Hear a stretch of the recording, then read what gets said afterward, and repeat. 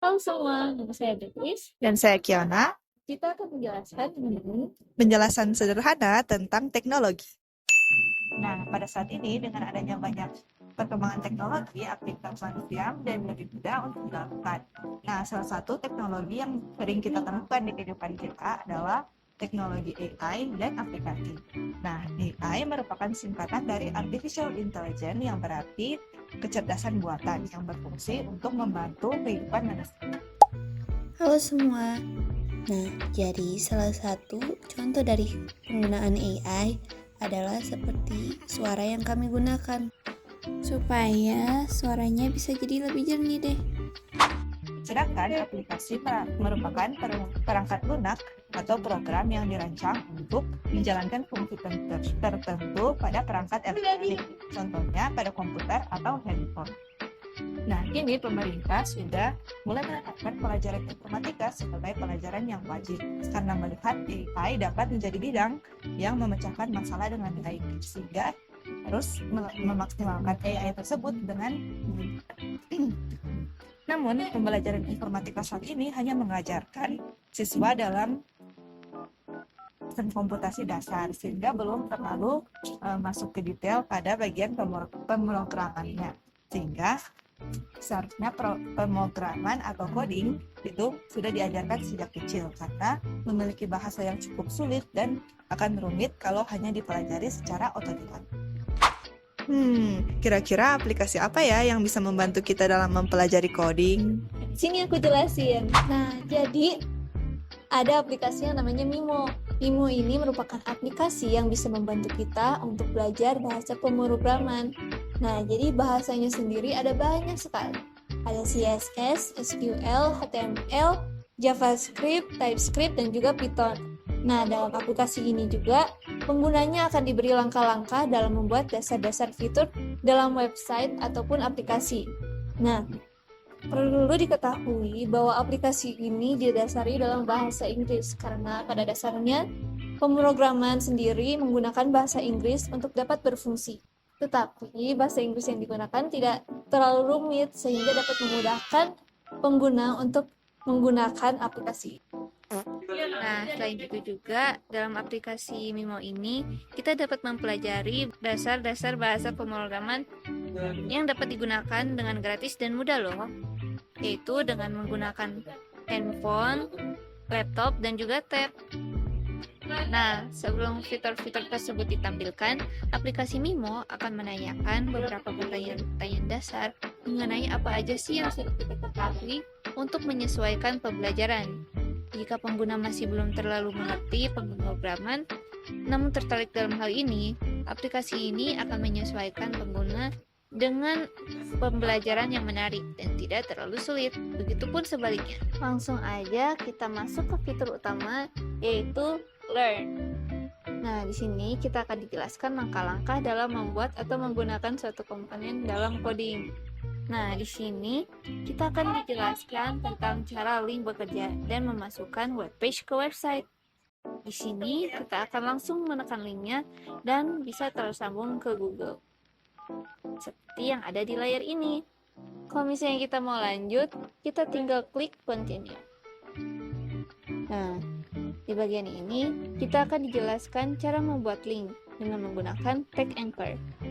Setelah itu, Mimo akan menguji pemahaman kita dengan pertanyaan sederhana yang disediakan di bagian bawah ini. Kalau sudah, klik tombol centang ya. Setelah itu, akan keluar output dari coding yang telah dibuat tadi. Kemudian, jika kita mengkode dengan salah, maka Mimo akan kembali menjelaskan dengan singkat dan mudah dimengerti sehingga kita dapat mencoba lagi hingga betul. Tapi sebagai gantinya, di saat kita salah, akan terkurang satu hati di bagian atas ini.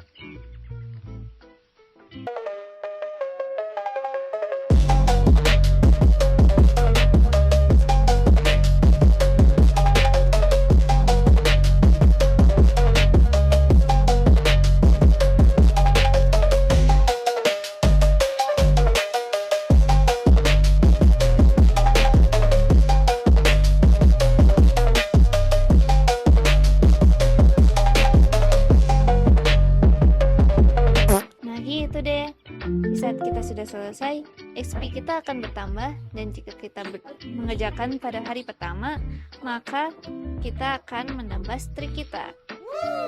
Nah, sekarang kita akan langsung lanjut ke fitur yang kedua, yaitu practice.